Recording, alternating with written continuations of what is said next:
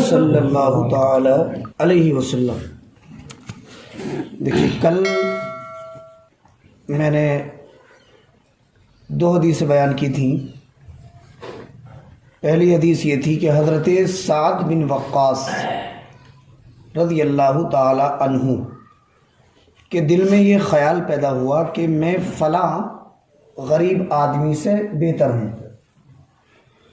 تو جیسے یہ خیال ان کے دل میں آیا، سرکار دو عالم صلی اللہ علیہ وسلم نے فوراً یہ حدیث بیان فرمائی۔ سرکار نے فرمایا کہ تم یہ سوچ رہے ہو کہ تم فلاں آدمی سے زیادہ بہتر ہو، لیکن جانتے ہو کہ تمہارے پاس جو یہ مال آیا ہے یہ کہاں سے آیا ہے؟ سرکار نے فرمایا کہ تمہیں جو مال دیا جاتا ہے، تمہارے پاس جو دولت ہے، یہ تمہیں غریبوں کے صدقے میں ملی ہوئی ہے۔ اور دوسری حدیث میں نے یہ بیان کی تھی کہ سرکار فرماتے ہیں میں جنت کے دروازے پہ کھڑا ہوا تو فرماتے ہیں میں نے جنت کے اندر زیادہ تر غریب و مسکینوں کو پایا، اور فرماتے ہیں کہ میں نے دیکھا کہ جو مالدار ہیں انہیں جنت میں جانے سے روک دیا گیا ہے، ابھی ان کا حساب و کتاب ہو رہا ہے، اور اس سے پہلے اللہ نے غریبوں کو جنت میں داخل فرما دیا ہے۔ اور اگلا جملہ سرکار نے ارشاد فرمایا کہ اوپر بات تھی کہ میں جنت کے دروازے پہ کھڑا ہوا تو میں نے جنت کے اندر زیادہ تر غریبوں اور مسکینوں کو دیکھا۔ پھر فرماتے سرکار کہ میں جہنم کے دروازے پہ کھڑا ہوا تو جہنم کے اندر میں نے زیادہ تر عورتوں کو دیکھا۔ کسے دیکھا؟ عورتوں کو دیکھا۔ اب جہنم میں، جنت کے اندر زیادہ تر غریبوں کے ہونے کی وجہ کیا ہے، اور جہنم کے اندر زیادہ تر عورتوں کے ہونے کی وجہ کیا ہے؟ تو اب اس کی وجہ آپ سنیے۔ ایک وجہ تو یہ ہے کہ غریبوں کے پاس زیادہ مال نہیں ہوتا تو ان کا زیادہ حساب و کتاب بھی نہیں ہوگا، اس لیے وہ پہلے جنت میں چلے جائیں گے۔ اور دوسری وجہ اس کی علماء نے یہ لکھی کہ زیادہ تر غریب و مسکین جنت میں کیوں ہوں گے؟ تو علماء نے لکھا کہ زیادہ تر غریب و مسکین جنت میں اس لیے ہوں گے کہ دین زیادہ تر غریبوں میں ہوتا ہے، زیادہ تر دیندار غریب ہوتے ہیں۔ تو یہ ابھی کی بات نہیں ہے، بلکہ جب سے انبیاء اکرام نبی تشریف لائے تو سارے نبیوں پر زیادہ تر کون لوگ ایمان لائے؟ غریب لوگ ایمان لائے۔ غریبوں نے پہلے اسلام اپنایا۔ ہر نبی کی امت کا یہ حال رہا کہ ہر نبی کی امت میں زیادہ تر غریب لوگوں نے سب سے پہلے نبی کو مانا۔ اور آج بھی آپ دیکھ لیجئے، آج بھی ہمارے مدرسے، ہماری مسجدیں کس سے آباد ہیں؟ غریبوں سے آباد ہیں۔ زیادہ تر علماء، عالم دین، حافظ قرآن، مفتی دین کون ہوتے ہیں؟ زیادہ تر یہ غریب لوگ ہوتے ہیں۔ دین پھیلانے والے، دین کی تبلیغ کرنے والے، دین کے کاموں میں لگے رہنے والے زیادہ تر غریب ہوتے ہیں۔ ایسا نہیں ہے کہ مالدار نہیں ہوتے، مالدار بھی ہوتے ہیں، لیکن مالداروں کے مقابلے میں غریب زیادہ ہوتے ہیں، ہے نا جی۔ تو چونکہ دین کا کام کرنے والے، نماز روزے کے زیادہ پابند، عالم، حافظ، قاری، مفتی، یہ زیادہ تر امام، مؤذن، یہ لوگ زیادہ تر غریب ہوتے ہیں، اور اللہ انہی کاموں سے خوش ہوتا ہے اس لیے غریب زیادہ تر جنت میں جائیں گے، اور دینداری زیادہ تر غریبوں میں ہوتی ہے، اس لیے غریب جنت میں جائیں گے۔ ایک حدیث مجھے اور یاد آئی یہاں پہ، میں عالم دین کی فضیلت آپ کو بتا دوں۔ یہاں یہ بات آئی ہے کہ زیادہ تر دین اور علم دین غریبوں میں ہوتا ہے، کیونکہ جو مالدار ہوتے ہیں تو ان کے پاس تو پیسہ ہوتا ہے نا، تو ان کے بچے کالجز یونیورسٹیز میں ہوتے ہیں، اور جو غریب ہوتے ہیں تو ان کے پاس پیسہ بھی نہیں ہوتا، لیکن وہ زیادہ تر دینی تعلیم کو ترجیح دیتے ہیں۔ لیکن اس کا یہ مطلب نہیں ہے کہ اپنے بچوں کو دنیاوی تعلیم نہیں سکھانا چاہیے۔ علم کوئی بھی ہو وہ عبادت بن سکتا ہے، جائز علم۔ ہم اس نیت سے اگر انگریزی بھی پڑھیں، اس نیت سے پڑھیں کہ انگریزی پڑھ کے قرآن و حدیث دوسروں کو بتاؤں گا، دین کی تبلیغ کروں گا، تو انگریزی پڑھنا بھی عبادت بن جائے گا۔ علم کوئی بھی برا نہیں ہے، کوئی بھی علم برا نہیں ہے، تو ہم دینی تعلیم پہلے حاصل کریں اور دنیاوی تعلیم بھی حاصل کریں، کیونکہ زندگی گزارنے کے لیے دنیاوی تعلیم بھی ضروری ہے، لیکن دینی تعلیم کی بہت فضیلتیں ہیں۔ تو ایک حدیث آپ سنیں کہ دین کو پھیلانے، دین کی بات دوسروں تک پہنچانے کی کتنی بڑی فضیلت ہے۔ اب میں جو حدیث سنانے جا رہا تھا اس سے پہلے ایک حدیث مجھے اور یاد آ گئی۔ چلیے ادھر توجہ کریں، موبائل سائلنٹ کر لیا کریں، نمازوں میں بھی کئی لوگوں کا بولتا رہتا ہے۔ چلو ہو جاتا ہے، سنو ادھر۔ سرکار دو عالم صلی اللہ تعالی علیہ وسلم نے حضرت علی سے فرمایا، یا علی تعلم القرآن وعلمہ، اے علی تم خود بھی قرآن کا علم حاصل کرو اور دوسروں کو بھی قرآن سکھاؤ۔ یہ کس نے کہا؟ حضور پاک صلی اللہ علیہ وسلم نے کہا۔ کس سے کہا؟ حضرت علی سے کہا۔ اور تو پھر اس کا ثواب کتنا ملے گا؟ تو سرکار دو عالم صلی اللہ علیہ وسلم نے فرمایا، علی تمہیں ہر حرف کے بدلے اللہ 10 نیکیاں عطا فرمائے گا۔ اور یہیں تک بس نہیں فرمایا، بلکہ سرکار نے اور فرمایا کہ جب تم لوگوں کو قرآن کی باتیں سکھاتے سکھاتے مر جاؤ گے نا، تو اللہ تمہیں شہادت کا درجہ عطا فرمائے گا۔ اور ابھی تک یہاں تک بھی نہیں، اور اگلی فضیلت سنیے، وہ اس سے بھی بہتر ہے۔ سرکار فرماتے ہیں، تحج الملائکۃ قبرک، تزور الملائکۃ قبرک کما یحج الناس الکعبۃ۔ سرکار فرماتے ہیں اگر تم لوگوں کو قرآن سکھاتے سکھاتے دنیا سے چلے گئے نا، تو اللہ کے فرشتے تمہاری قبر کی زیارت کرنے ایسے آئیں گے جیسے کہ لوگ خانہ کعبہ کا حج کرنے جاتے ہیں۔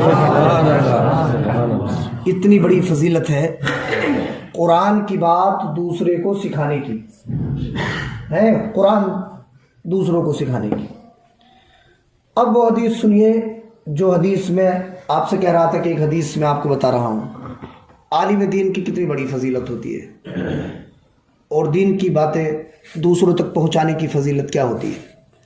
اب یہ ضروری نہیں ہے کہ میں آپ کو بتا رہا ہوں یا کوئی دوسرے عالم آپ کو بتائیں، جو بات آپ جانتے ہیں دین کی، اگر آپ بھی دوسرے کو سکھا دیں گے تو آپ کو بھی وہی ثواب ملے گا۔ ایک حدیث میں نے پڑھی کہ قیامت کے دن اللہ کے سامنے امت محمدیہ کے عالم دین کو لایا جائے گا، رسول پاک صلی اللہ علیہ وسلم کی امت کے ایک عالم کو لایا جائے گا، تو اللہ فرمائے گا کہ اے جبریل تم نے اسے میرے سامنے پیش کر دیا، اب اسے تم میرے محبوب کے سامنے لے کے جاؤ۔ حضرت جبریل اس کا ہاتھ پکڑ کے اسے رسول پاک صلی اللہ علیہ وسلم کے پاس لے کر کے جائیں گے۔ رسول پاک کہاں ہوں گے اس وقت؟ تو حدیث پاک میں اس وقت رسول پاک حوض کوثر پہ اپنے غلاموں کو جام کوثر پلا رہے ہوں گے، جام کوثر پلا رہے ہوں گے۔ حضرت جبریل اس عالم دین کا ہاتھ پکڑ کے لے جا رہے ہوں گے۔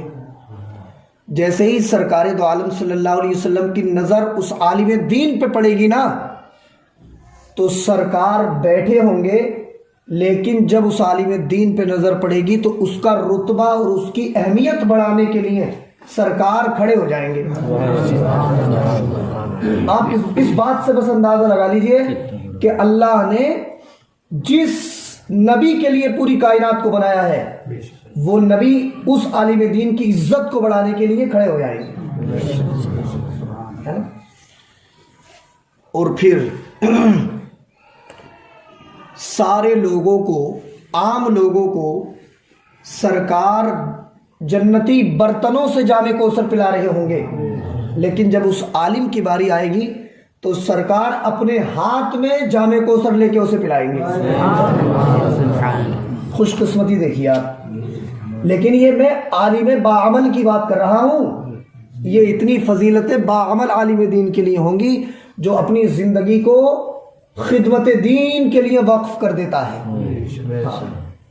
سرکار دو عالم اپنے ہاتھوں سے اسے جام کوثر پلائیں گے تو وہاں لوگ عرض کریں گے یا رسول اللہ، سب کو تو آپ برتنوں سے جام کوثر پلا رہے تھے، یا رسول اللہ ان کے اندر ایسی کیا خاص بات ہے جو انہیں آپ نے اپنے ہاتھوں سے جام کوثر پلایا؟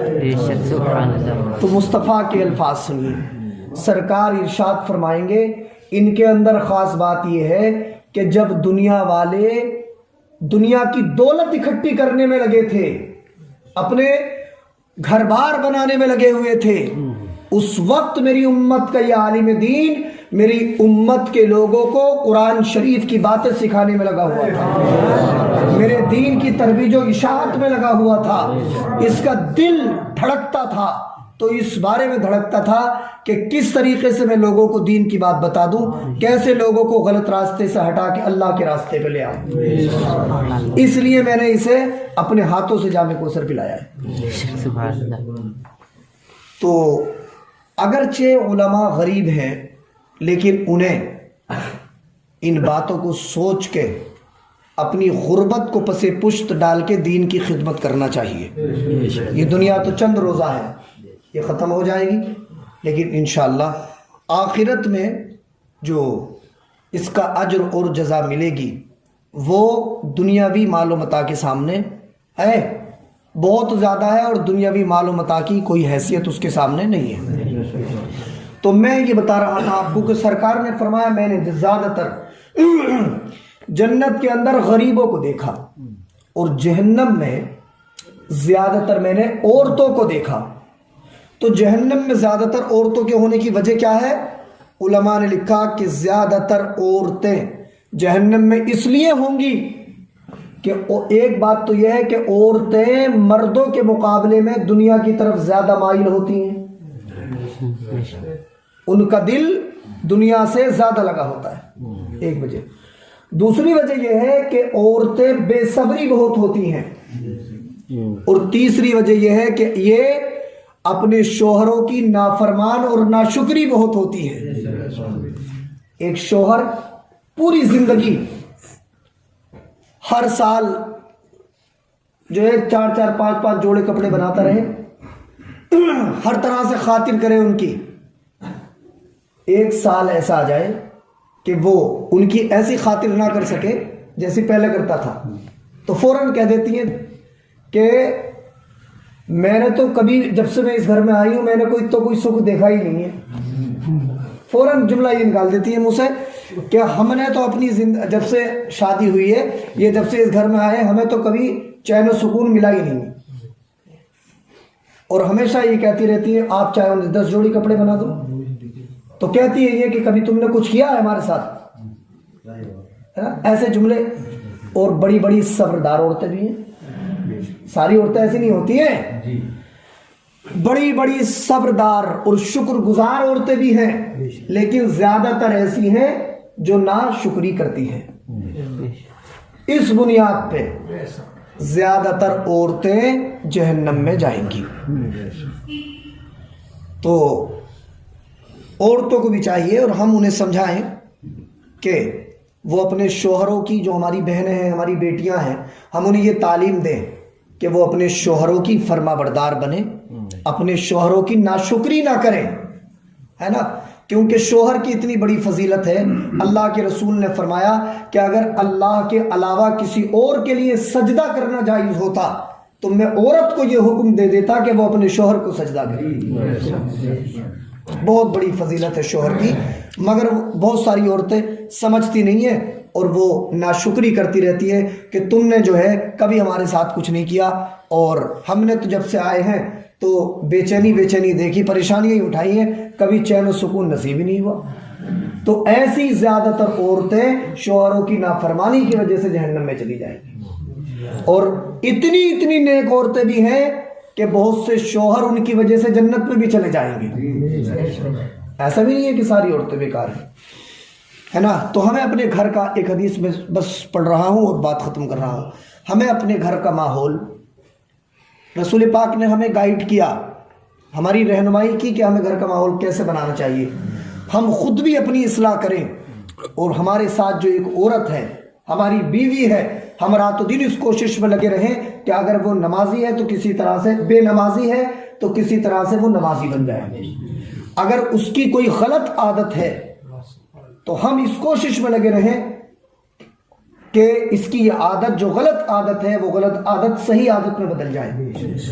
کیونکہ اگر ہم خود نمازی ہیں اور بالخصوص اپنی بیوی کو نمازی نہ بنا سکے تو بتائیے ہماری زندگی کا کیا فائدہ ہے. جو ہمارا اتنا قریبی ساتھی ہے, ہماری دکھ درد کی شریک ہے, کم سے کم ہم اسے نمازی بنا دیں.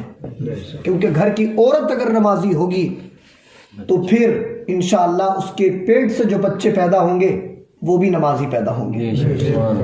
گھر کی اگر ماں نمازی ہے تو بیٹیاں اسے دیکھ دیکھ کے نماز پڑھیں گی. ماں پردیدار ہے تو بیٹیاں اسے دیکھ دیکھ کے پردہ کرنا سیکھ جائیں گی, ہے نا. اور آپ نے دیکھا بھی ہوگا کہ جن گھروں میں مائیں پردہ دار ہوتی ہیں تو ان گھروں کی بیٹیاں بھی پردہ دار بن جاتی ہیں. جن گھروں میں ماں نمازی ہوتی ہیں ان گھروں کی بیٹیاں بھی نمازی ہوتی ہیں. تو وہ حدیث سنیں, اللہ کے رسول صلی اللہ علیہ وسلم نے فرمایا, اور وہ واقعہ تو آپ نے سنا ہی ہے کہ ماں اگر دیندار ہوتی ہے تو بیٹے کیسے ہوتے ہیں. جب حضرت غوث اعظم مکتب میں پڑھنے گئے تھے نا تو استاد کو انہوں نے 18 پارے سنا دیے. کتنے سنا دیے؟ 18 پارے. جب بسم اللہ الرحمن الرحیم پڑھی استاد نے تو آپ سناتے چلے گئے. تو استاد نے کہا کہ بیٹے یہ تمہیں اتنے کہاں سے یاد ہو گئے؟ تو آپ نے کیا جواب دیا تھا کہ میری ماں جب تلاوت کیا کرتی تھی اور میں ان کے شکم شریف میں تھا تو ان کی تلاوت سن سن کے مجھے یاد ہو گئی, ہے نا. تو مائیں اگر نیک ہوتی ہیں تو اولادیں بھی نیک ہوتی ہیں. تو سرکار نے ہمیں ذہن دیا اور اپنے گھر کو جنت کا نمونہ بنانے کا ایک طریقہ بتایا.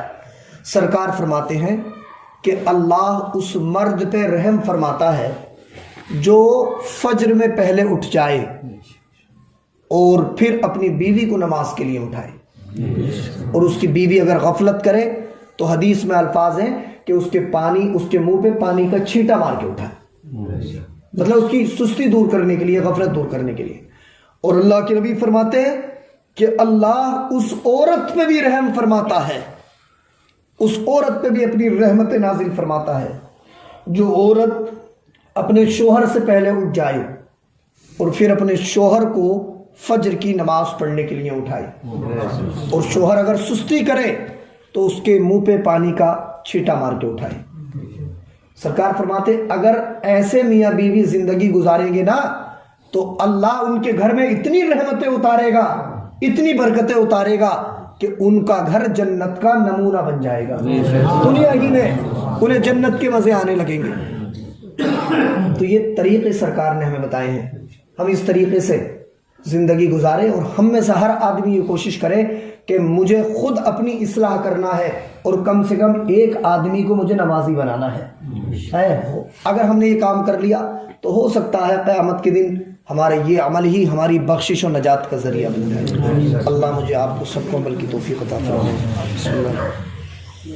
اللہم صلی علی سیدنا محمد وعلی آل محمد، ادرکنا یا رسول اللہ صلی اللہ علیہ وسلم۔ پروردگار دو عالم، تیری دی توفیق سے تیرے محبوب صلی اللہ علیہ وسلم کی ان حدیثوں کا درس ہوا، اسے اپنی بارگاہ میں قبول فرما لے۔ یا اللہ ہم سب کو ان باتوں پہ عمل کی توفیق عطا فرما۔ یا اللہ ہمارے گھروں میں اسلامی ماحول پیدا فرما، نماز روزے کی پابندی کا ماحول پیدا فرما۔ یا اللہ ہم سبوں کو علم دین سیکھنے اور دوسروں کو سکھانے کی توفیق عطا فرما۔ یا اللہ ہم سب کے گھروں میں جو پریشانیاں ہیں انہیں دور فرما دے، بے برکتی کو دور فرما۔ یا اللہ ہمارے گھروں سے بیماریوں کو دور فرما، ہم سب کو خوشحال زندگی نصیب فرما، دینی و ایمانی زندگی نصیب فرما، ہم سب کا خاتمہ ایمان پر فرما۔ صلی اللہ تعالی علی خیر خلقہ محمد و آلہ و صحبہ اجمعین برحمتک۔